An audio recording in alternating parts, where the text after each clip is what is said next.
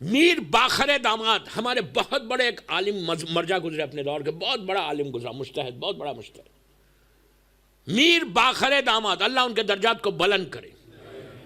100, 150, 200 साल पुरानी बात है, गौर से सुनना। इनके फादर का यह वाक़या, इनके वालिद का वाक़या, अजीब वाक़या कि रिस्क हलाल क्या है। आज जो रिस्क का प्रॉब्लम्स चल रहे हैं ना पूरी कम्युनिटी में, पूरी जमात, ये आपकी खोजा जमात की बात नहीं कर रहा मैं, जनरल बात कर रहा। हर घर में कहीं ना कहीं रिस्क है, रिस्क का प्रॉब्लम है, स्ट्रगलिंग स्ट्रगलिंग स्ट्रगलिंग स्ट्रगलिंग, सुकून नहीं है।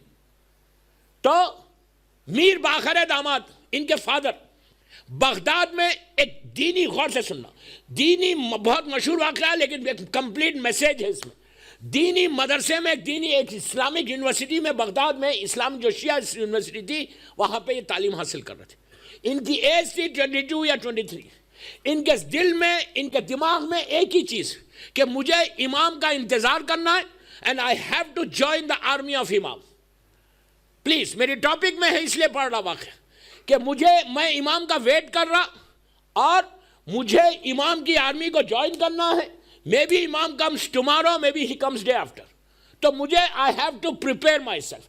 वो दीनी तालीम हासिल कर रहे थे, एंड ही नोस कि मैं एक दाना भी रिस्क हराम का अपनी ज़बान पे नहीं लाऊंगा। इसलिए कि मौला हुसैन ने, गौर से सुनो, इमाम हुसैन ने आशूरा डे, रोज़े आशूरा जब स्टार्ट हुई जंग स्टार्ट, गौर से सुनना, जंग स्टार्ट होने से पहले इमाम हुसैन मैदान में आए और ऊंट पे बैठे, कैमल पे आए, जुलजना में नहीं आए, रसूल का अमामा पहना, दोष पे रसूल की रिदा डाली, हाथ में रसूलुल्लाह की स्टिक ली, पैर में रसूल के शूज पहने, कैमल पे बैठ कर आए। उमर साद को बुला के उससे डिस्कशन किया और पूरे लश्कर को, यजीद की कंप्लीट आर्मी को एड्रेस किया। एड्रेस करके कहा कि सुनो, you know who I am, मेरा नाम हुसैन इब्ने अली है, मैं रसूल का नवासा हूँ, मैं अली और फातिमा का बेटा हूँ, मैंने इस्लाम में कोई तब्दीली नहीं लाई, कोई चेंज नहीं लाया, मैंने रसूल के हराम को हलाल नहीं किया, उनके हलाल को मैंने हराम नहीं किया, वही दीन में लेके कैरी कर रहा जो मेरे ग्रैंडफादर नाना का दीन था। कंप्लीट एक इंट्रोडक्शन कराया, कैमिल को पलटाया, सीधा वापस खैमे में आए। जब खैमे में आए तो हुसैन के जो असाब थे, कंपेनियंस थे, उन लोगों ने पूछा कि मौला आपने इंट्रोडक्शन तो करवाया लेकिन आपने वेट नहीं किया उनके जवाब का, आप थोड़ा वेट करते, उनका जवाब तो सुनते, उनका आंसर तो सुनते। मौला हुसैन खामोश बैठे।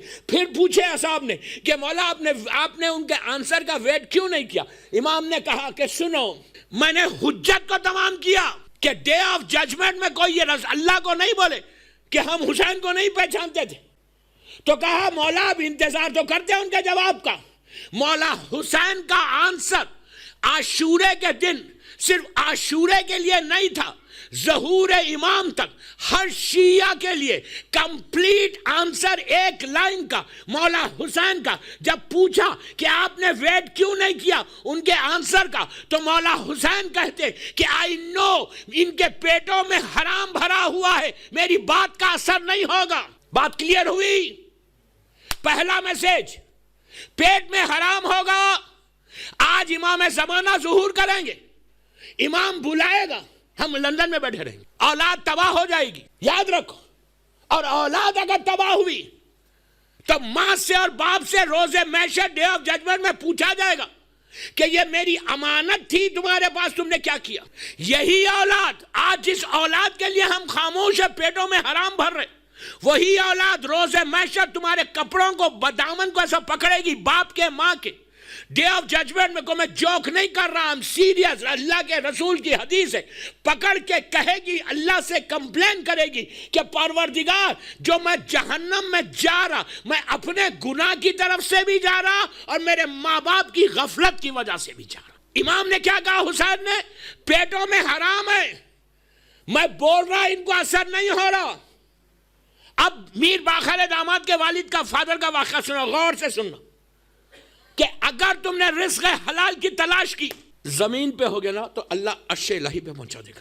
लंदन में अगर तुम बिल्कुल पॉवर्टी लाइन में भी हो तो तुमको लंदन का सबसे बड़ा बिजनेसमैन बना देगा, जिसको चाहे देता है, और जब देता है तो गैर हिसाब अता करता।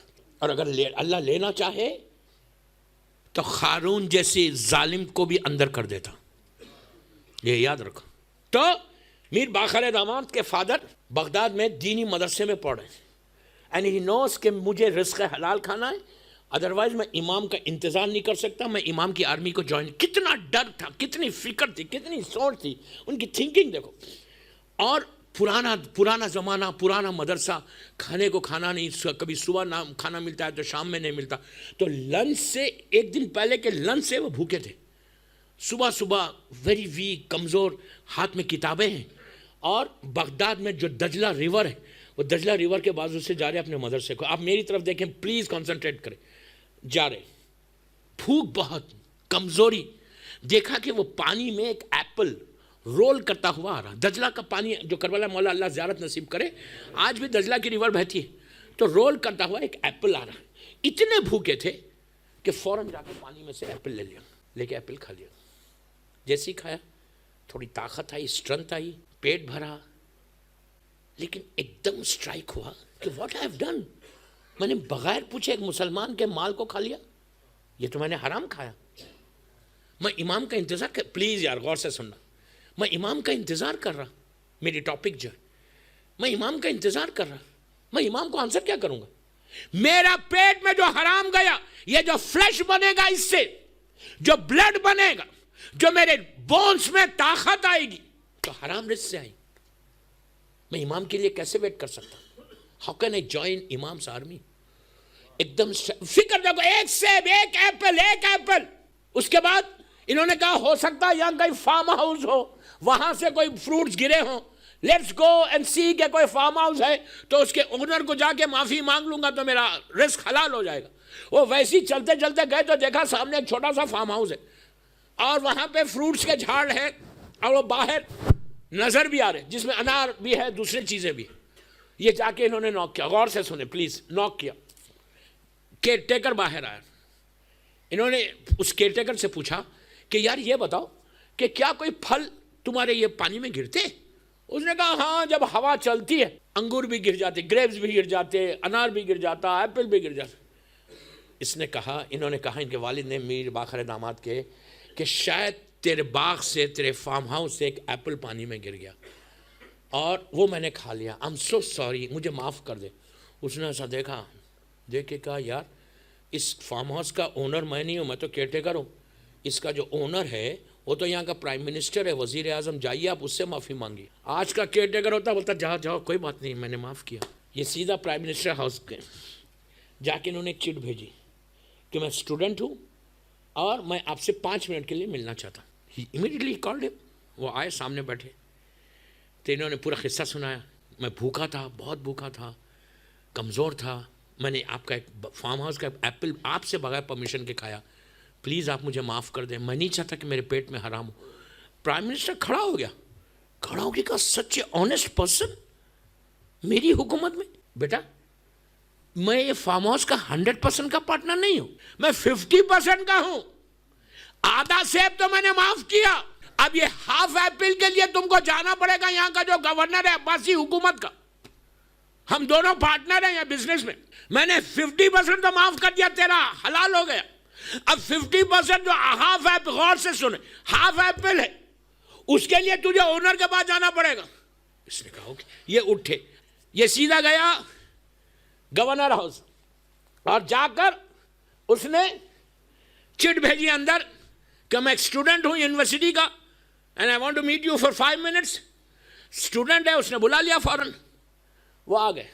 आने के बाद बैठा सामने, इसने कहा, पूछा क्यों आए, तो कहा आपका जो फार्म हाउस है उसका एक एप्पल पानी में गिर गया, मैं बहुत भूखा था, बहुत कमज़ोर था, मैंने आधा एप्पल खा लिया और मैंने पूरा खा लिया। मुझे पता चला कि आप 50% के पार्टनर है, 50% का पार्टनर आपके प्राइम मिनिस्टर है, तो आपके पीएम ने तो माफ़ कर दिया, प्लीज़ आप भी माफ़ कर दो कि मैं नहीं चाहता कि मेरे पेट में आधा सेब मेरे पेट में हराम रहे। आप बिलीव करें, तारीख का वाक़या कि वो गवर्नर ऐसा खड़ा हो गया, खड़ा होकर कहा बेटा यू आर सो ऑनेस्ट, तुम हाफ एप्पल के लिए मेरे पास आए। तो ये बड़े सीरियस होकर इन्होंने कहा लाजिम आना पड़ेगा मुझे, मैं अपने जिस्म में, अपने पेट में एक दाना भी हराम का नहीं चाहता, एक ड्रॉप ऑफ ब्लड भी हराम रिस्क से नहीं बनना। और से सुने, रिस्क से नहीं बनना मेरा। उसने कहा तुम इतने ऑनेस्ट हो? वो बैठ गया, बैठ के कहने लगा मैं एक कंडीशन पे माफ करूंगा। अभी इसने मुंह खोला, क्या कंडीशन क्या है? कहा तुम मेरी बेटी से शादी करोगे? इंसाफ से बोलो, एक गरीब लड़का, गवर्नर की बेटी, पैसे वाली मिलियनर की बेटी। आज का लड़का होता बोलता thank you very much Allah, thank you Allah, thank you, मेरा जो किस्मत बदल गई लंदन में, आया था गरीब, मिलियनर बन जाऊंगा किसी का जमाई बन के। अब यहां बात को रोक के मैं एक बात बोलता हूं।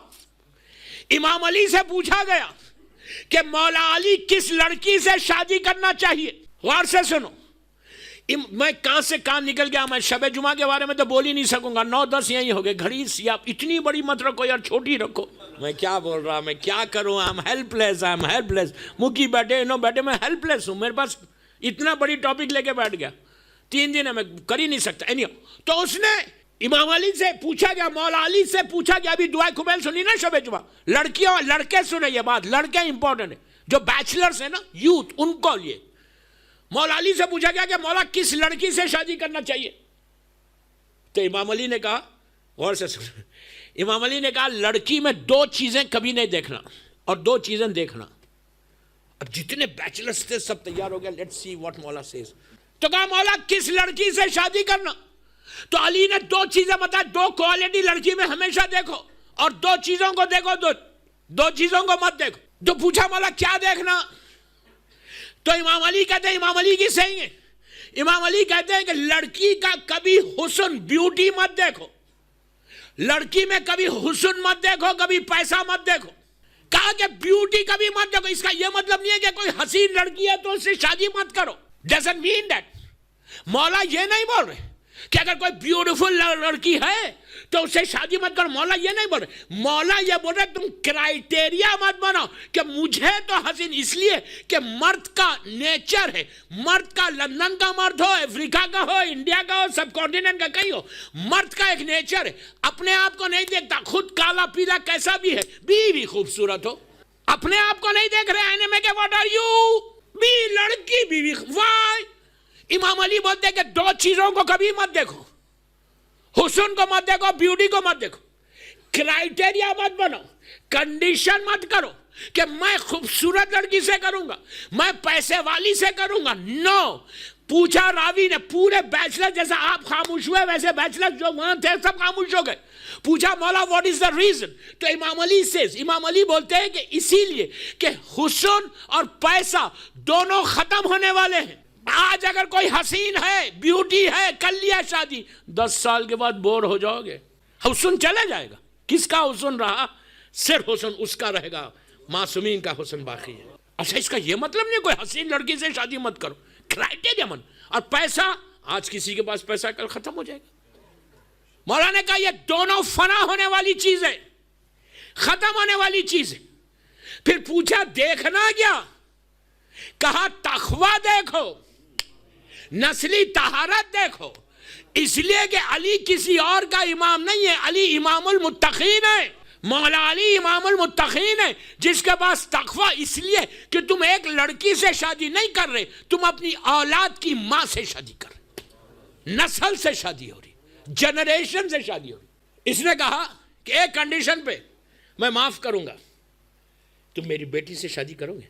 ये ऐसा बैठा हुआ गवर्नर पैसे वाला, उसने कहा लेकिन मेरी बेटी ब्लाइंड है, अंधी है, डेफ है, डम है, सुनती भी नहीं, बोलती भी नहीं, और लूली है, वो हाथ भी बराबर नहीं, 4 ऐब है उसमें, ब्लाइंड है, डेफ है, डम है, गूंगी है, बोलती नहीं, बहरी है, सुनती नहीं, हाथ भी इसके बराबर नहीं, 4 ऐब है, करोगे शादी? तो मैं, प्लीज गौर से सुनो, तो मैं माफ करूंगा। ये ऐसा बैठे हुए, सामने वो गवर्नर बैठा हुआ, इसने कहा 4 ऐब है, शादी करोगे? इन्होंने सर को उठाया, मैं बहुत शॉर्ट कर रहा इसको, कहा कि मुझे रिश्ता मंजूर है। आप देखो क्यों? मेरे जेब में, मेरे पेट में आधा सेब है रिस्क है हराम का। मैं क्या बोल रहा दोस्तों, क्या बोल रहा तुमको? इमाम का इंतजार करना है मुझे, I have to wait for इमाम। मेरे टॉपिक है ना how to prepare, he was preparing himself, कि मैं इमाम के लिए प्रिपेरेशन कर रहा, मेरे पेट में हराम होगा तो मैं कैसा प्रिपरेशन करूंगा? ही सर मुझे रिश्ता मंजूर है, मैं शॉर्ट कर रहा, शादी हो गई। दुल्हन को गौर से सुनो, दुल्हन को लेकर वो रूम में आ गया, बेडरूम में लॉक किया दरवाजे को, बेड पे दुल्हन को ले जाके बिठाया। दुल्हन है और ये मीर बाखर दामाद के बेटे, ये दूल्हा। एक खिड़की एक विंडो है, दुल्हन को बेड पे बिठाया और खिड़की को खोला, विंडो को, बाहर आसमान की तरफ देखने लगे। विंडो को ओपन करके बाहर ऐसा देखने लगे, सोचने लगे कि मेरी क्या life, 22-23 years old young man सोचने लगे यार मेरी क्या लाइफ है, क्या लाइफ है मेरी। मेरी वाइफ डेफ, डेम, ब्लाइंड, न सुन सकती, न बोल सकती, न देख सकती, न कुछ कर सकती। इंप्रेशन में बात करूंगा तो क्या सुनेगी, क्या एक्सप्रेशंस है, क्या होगा मेरा। हम जस्ट 22-23। लेकिन ये कहते हैं, अब सुनो, लेकिन ये कहते ही शेष, लेकिन ये सब चीजें तो जहन में फिर रही थी।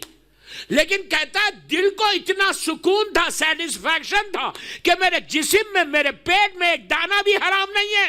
ये इमाम का इंतजार है, ये इंतजार है इमाम है, ये प्रिपरेशन है। कहता है ये सारे प्रॉब्लम्स अपनी जगह पर, लेकिन मेरे दिल को, मेरे हाथ को, मेरे जितना सुकून था, पीस था। स्ट्रेस आज जो सबसे बड़ी बीमारी है, कौन सी है? स्ट्रेस। मिलियन, मैं जानता दोस्तों, मैं लंदन तो अब आया, लेकिन अमेरिका में, बॉम्बे में, दुनिया भर में, ऑस्ट्रेलिया में, कनाडा में ऐसे लोगों को जानता जब मिलियनर्स मिलियनर्स मिलियनर्स, इतने बड़े बड़े बंगले, लाखों रुपए का बेड, नरम तकिया, beautiful weddings, beautiful atmosphere, centrally air condition, गर्मियों में भी। लेकिन दिन भर की थकन के बाद भी बिस्तर पे जाता है तो नींद नहीं आती जब तक पिल ना ले। इतने बीमारियां आ गई, हर चीज है। सोना खा सकते, इतना पैसा है, डेली खाएंगे तो 7 जनरेशन तक खत्म नहीं होगा। ऐसे लोगों को जानता हूं। इस बॉडी को बचाने के लिए, इस जिस्म को बचाने के लिए उबला हुआ बॉइल्ड खा रहे। Why? Doctor said you cannot eat this, you cannot eat this, you cannot eat this, you cannot eat this. If you want to survive. इस बॉडी को बचाने के लिए ये लाइफ है। तो ये कहता अब वो स्ट्रेस को खत्म करना है। दुआए खुमैल, दुआए खुमैल। मैं मौला अली बोल रहे, आबिद बिलग्रामी नहीं बोल रहा। आबिद बिलग्रामी की सेइंग नहीं है, इमाम अली की सेइंग है। दुआ, इसीलिए मैं बोला तर्जुमा पढ़ो। मौला अली बोलते कि अगर तुमको अल्लाह तेरा जिक्र शिफा है, रोजाना रात में बिस्तर पर जब आज की मजलिस के बाद घर जाओ तो 18 टाइम्स बोलो सुभान अल्लाह वल्हम्दुलिल्लाह ला इलाहा इल्लल्लाह अल्लाहु अकबर। 18 टाइम्स बोल के वजू करके बिस्तर पे जाना। सुबह उठ के नमाज के बाद 18 टाइम्स बोलो तस्बीहात अरबा सुभान अल्लाह वल्हम्दुलिल्लाह ला इलाहा इल्लल्लाह अल्लाहु Akbar. You will see the change. तुम्हारा जो स्ट्रेस है वो स्ट्रेस खत्म हो जाएगा। जिक्र इलाही, मौला अली बोल रहे दुआए कुमैल में कि अल्लाह अल्लाह तेरा जिक्र शिफा। बीमार के सर पे जाके पढ़ो सुभान अल्लाह वल्हम्दुलिल्लाह ला इलाहा इल्लल्लाह अल्लाहु अकबर, उसको शिफा हो जाएगी। वो कहता है मेरे दिल को इतना सुकून था कि मेरे पेट के अंदर एक दाना, एक ड्रॉप, एक सीड तक हराम का नहीं है। Now I can prepare my self for इमाम, आई कैन जॉइन इमाम साहब। ये सोच ही रहे थे कि पीछे से आवाज आई औरत की, दुल्हन की। दुल्हन समझते हो ना? तो ये कहता है कि मैं बस दिल को सुकून था मेरे कि मेरे पेट में हराम नहीं है। कहते बस ये कहने में सुकून फील कर रहा था। बाहर स्काई को देख रहा था खिड़की खोल के कि पीछे से दुल्हन की आवाज आई। आप खड़े हुए क्यों हैं, बैठ जाए ना। आप खड़े हुए क्यों हैं, बैठ जाए। ही टर्न लाइक दिस। दुल्हन को देखा, अपनी वाइफ को। ही सेड, ये तो बोली। सर को झुकाया, ही टर्न, सर को झुकाया, बाहर निकल गए। आप बोलो आज का शिया था, बोलता यार बोल तो दी ना, खत्म हो। Please honesty always play a big role in your life. Imam Ali का शिया ऑनेस्ट होना चाहिए। वही आदमी इमाम को इंतजार कर सकता, प्रिपरेशन कर सकता जो ऑनेस्ट हो। ऑनेस्ट सिर्फ अपने लिए नहीं, कम्युनिटी के लिए भी ऑनेस्ट हो। तो इसने दरवाजा खोला, बाहर निकल गया। सुबह में जो रूलर था, किंग था, उसको पता चला कि इसका जमाई, सन इन लॉ, रात में मेरी बेटी के साथ नहीं गुजारा, बाहर गुजारा। इमीडिएटली ही कॉल्ड हिम, अपने सन इन लॉ को बादशाह ने अपने दरबार में बुला लिया। And he was so angry. Father in law शादी के दूसरे दिन बुला के कहा कि तुम रात में मेरी बेटी के साथ हुजरे में नहीं थे, तुम बाहर चले गए छोड़ के उसको पहली रात को। अब आप तो जानते कि कैसा डांटा होगा, मैं वो डांट नहीं चाहता। हाउ डेयर आर यू, और ये और वो जो पैसे वालों का गुस्सा होता ना, आज भी इसलिए कि पैसे वाला 100 साल पुराना हो या आज का, मिजाज एक है। उसने अब कैसे डांटा होगा कि हाउ डेयर आर यू, कि तुम्हारी मजाल कैसे हुई कि तुम छोड़ के चले गए और ये और वो। बोला, ये खामोश बैठ के सुन रहा था। उसके बाद ही सेड कि या शेख, तुमने कहा कि वो अंधी है, ब्लाइंड है, तुमने कहा वो बोलती नहीं, लेकिन वो तो बोली।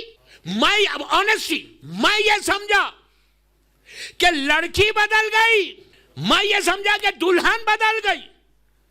बाप बोल रहा अंधी है, गूंगी है, लड़की बदल गई। मैं ऑनेस्टी के लिए बाहर चला गया। इमाम को ऑनेस्ट पर्सन चाहिए।